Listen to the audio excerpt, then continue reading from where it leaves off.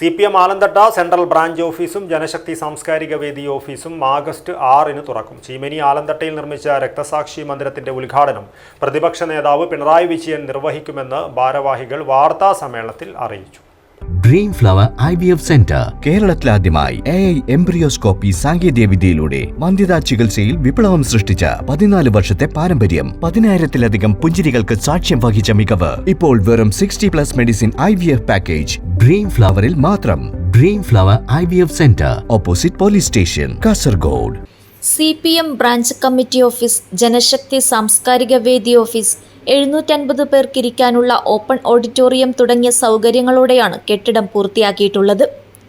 August 6 വൈകുന്നേരം 4 മണിക്ക് പ്രതിപക്ഷ നേതാവ് പിണറായി വിജയൻ ചീമേനി രക്തസാക്ഷി സ്മാരക മന്ദിരം ആലന്തട്ടയിൽ ഉദ്ഘാടനം ചെയ്യും. ചടങ്ങിൽ CPM കാസർഗോഡ് ജില്ലാ സെക്രട്ടറി M രാജഗോപാലൻ അധ്യക്ഷത വഹിക്കും. രക്തസാക്ഷി കുടുംബാംഗങ്ങളെ മുൻ MP P കരുണാകരൻ ആദരിക്കും.